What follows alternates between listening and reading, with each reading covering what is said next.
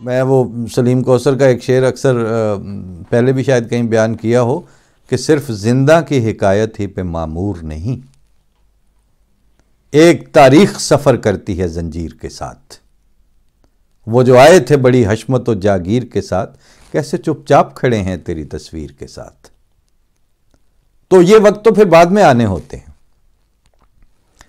آپ نے اس میں آج صلی اللہ علیہ وسلم کی ایک حدیث اور اس سے پہلے قرآن کریم کی ایک آیت سے استنباط کیا اور پھر اس آیت کا تابع اس حدیث کا انتخاب کیا اور فرمایا کہ منافق کے لیے یہ 4 علامتیں ہیں کہ جب وہ بات کرے تو جھوٹ بولے، اور جب اس کے پاس کوئی امانت رکھوائی جائے تو وہ خیانت کرے، عہد کرے تو بدعہدی کرے، اور جب گفتگو اور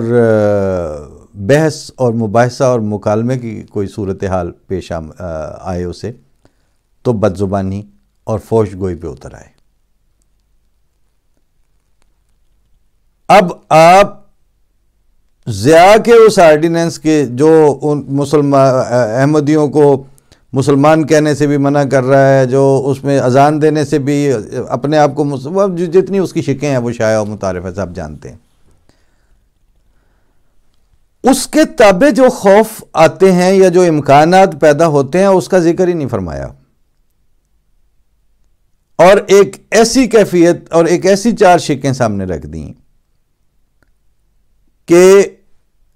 عہد کرنا ہے تو اس کو نبھانا ہے، چاہے اس کی جو بھی قیمت دینی پڑے، بات کرنی ہے، کال آپ کا اگر کہیں پہنچ رہا ہے اور آپ واقعتاً کچھ کہنے کی پوزیشن میں ہیں تو پھر سچ کہیں، جھوٹ نہ بولیں، اور اگر آپ کو کے ذمے کوئی امانت ہو، اور اس میں انہوں نے ساتھ ہی وضاحت کر دی کہ یہ صرف اتنی سی امانت نہیں ہے کہ 4 پیسے کسی نے کسی کو دیے تو وہ اس میں خیانت نہیں کرتا، بلکہ فرمایا کہ سب سے بڑی امانت تو وہی ہے کہ جو اللہ تعالیٰ نے انسان کے سپرد کی ہوتی ہے اپنے نبی یا خلیفہ کی صورت میں، اور عام طور پر جب آپ کو ذمہ دار بنایا جاتا ہے ووٹ کے ذریعے، یا آپ کو عہدہ دیا جاتا ہے، یا آپ کو آپ میں بہت سے لوگ اعتماد کر کے اپنا حق فیصلہ سازی کا آپ کے سپرد کرتے ہیں، تو پھر اس وقت خیانت نہ کریں، اور اگر بحث مباحثے کی صورت پیش آئے، اختلافی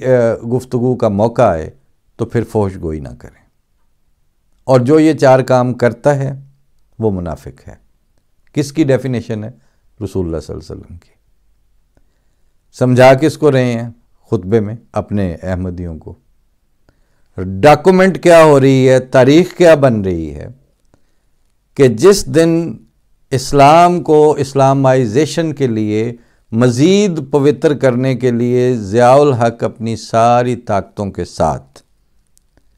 وہ جو پہلا پارلیمنٹ کا فیصلہ تھا، پارلیمنٹ میں تو یہی کہا تھا کہ for the purpose of law and constitution this house believes that Ahmadis are not Muslim. ہم یہ سمجھتے ہیں، یہ ہاؤس سمجھتا ہے کہ احمدی ناٹ مسلم ہے، مسلمان نہیں ہے۔ اس سے چونکہ فرق کوئی نہیں پڑ رہا تھا، کوئی ان کے اندر تبدیلی نہیں آئی تھی، وہ ناٹ مسلمز کی طرح لگ نہیں رہے تھے، بیہیو نہیں کر رہے تھے، عقائد نہیں ناٹ مسلمز والے انہوں نے اختیار کر لیے تھے اتنے بڑے فیصلے کے بعد، تو لہٰذا پھر یہ گھڑنا پڑا کہ چونکہ ہم تمہیں یہ قرار دے چکے ہیں کہ تم ناٹ مسلم ہو، لہٰذا اب خبردار تم نے مسلمانوں والی کوئی بھی حرکت کی تو۔ اور مسلمان ہونا نہ ہونا یہ تو ایک الگ بحث ہے، اپنے رویوں میں جو منافق ہیں، مسلم ناٹ مسلم تو بالکل 2 الگ تقسیمیں ہیں۔ بدترین شکل جو انسانوں کی جو سب سے زیادہ کری وہ تو بنتی ہے منافقین کی، اور زیادہ تر مذہب کی جڑ کاٹنے والی حرکتیں کرنے کے لیے جو انسانی طبقہ سب سے زیادہ کام آتا ہے لا مذہب طبقے کے ہاتھوں کھیلنے کے لیے، وہ بھی اہل نفاق اور صاحبان منافقت ہی ہوتے ہیں۔ اپنے پیروکاروں کو تو وہ فرما ہی رہے تھے،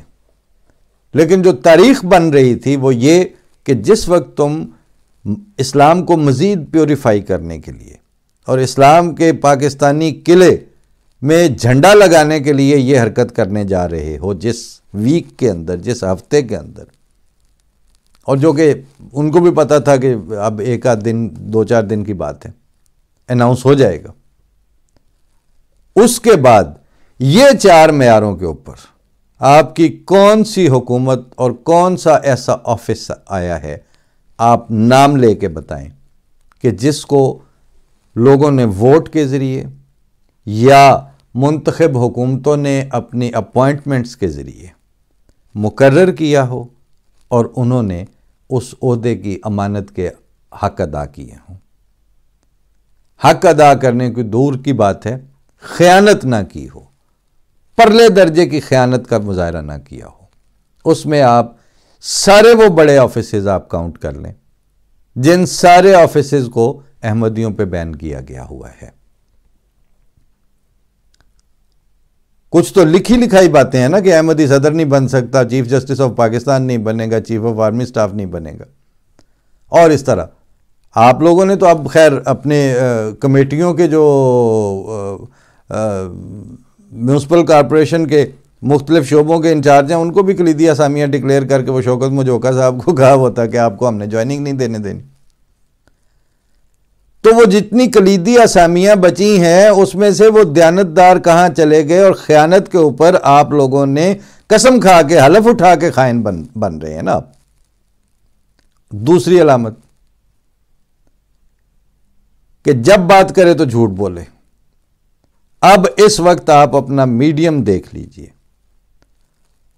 کسی ایک چینل کی، کسی ایک میڈیا آؤٹ لیٹ کی خبر پہ اعتبار کریں، دوسرا اس کو جھٹلا رہا ہے، اس کو مانے تو پہلا جھٹلا رہا ہے۔ وہی جسٹس کیانی والی بات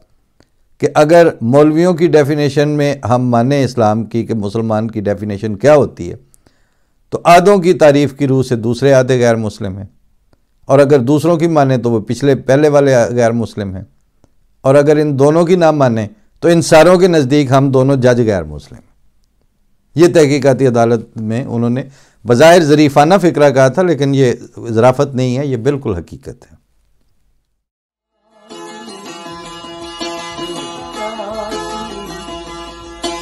گئی